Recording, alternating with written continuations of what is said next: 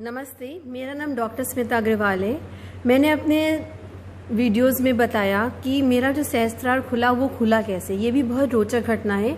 इसके पीछे भी एक बहुत गहरा रहस्य है। आइए आज जानते हैं क्या रहस्य है इसके पीछे। देखिए, मैं जब 25 साल की थी, मैंने बताया, मैं एक आश्रम गई।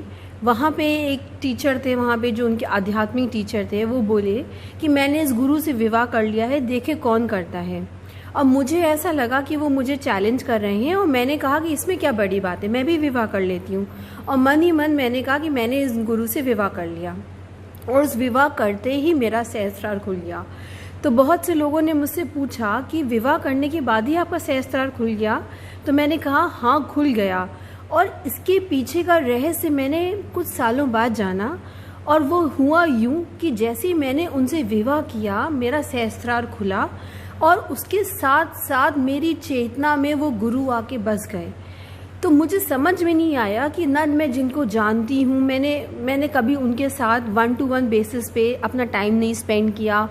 बस जो जाना वो लोगों के द्वारा जाना, मैं उनके साथ ज़्यादा बैठी नहीं, ना मेरी जो उनकी कंपनी मिली। और मैं कैसे उनको देखने लगी, दिन रात सोते जागते उठते बैठते मुझे सिर्फ उनकी और उनकी छवि दिखाई देती। आंखें बंद करती तो छवि दिखाई देती, आंखें खोलती तो उनकी छवि दिखाई देती, पेड़ों में देखती तो उनकी छवि दिखाई देती, ऊपर देखती, सब जगह उनकी छवि दिखाई देने लगी। तो मुझे लगा कि मेरे साथ ये क्या हो गया, मैं तो उन व्यक्ति को जानती नहीं हूँ। देखिए, आप उनको देखते हैं जिनको आप जानते हैं, जिनको आपने उनके साथ समय बिताया होता, पर मैंने तो उनको कभी जाना नहीं था। फिर ये मेरे लिए बहुत बड़ी एक तरह का क्या मिस्ट्री सी होने लगी और मुझे परेशानी भी होने लगी कि मैं कैसे उन गुरु को देख सकती हूँ। और जब मैं दिन रात उनको हर क्षण देखती रहती तो मेरे दिल में उनके प्रति बहुत ज़्यादा प्रेम भी उत्पन्न हो गया।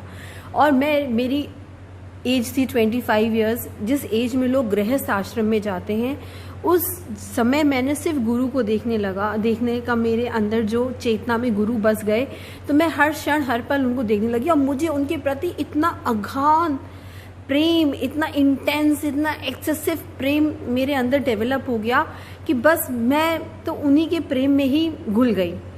अब इसके पीछे एक बहुत बड़ी मिस्ट्री थी जो मैं आज आपको खुलासा करना चाहती हूँ। मैं बचपन से, जब से मैंने जन्म लिया और जब से मैंने अपने होश संभाले, तब से मैंने सिर्फ एक व्यक्ति की तलाश की। वो व्यक्ति था कि वो वस्तु थी कि वो कोई ऐसी एंटिटी थी जिसकी मुझे तलाश रहती। मैं हर समय मेरे अंदर एक भारीपन रहता, मैं ढूंढती रहती, मैं तलाशती रहती।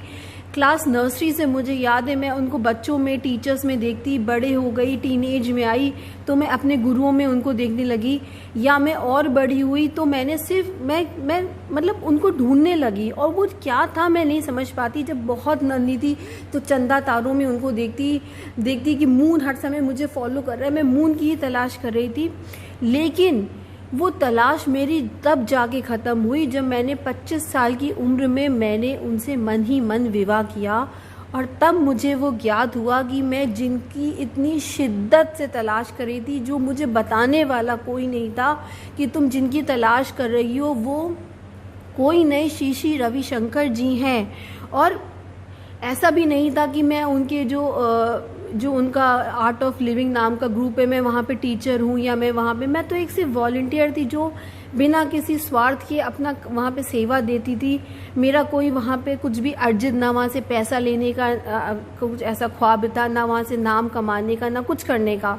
पर जब मैंने उनसे 25 साल की उम्र में जब विवाह किया मन ही मन, तब मुझे ज्ञात हुआ कि मैं जिनकी तलाश कर रही थी वो कोई नहीं, श्री श्री रविशंकर जी हैं। और इसके पीछे एक और गहरी है कि जो कि मेरे पिछले जन्म के एक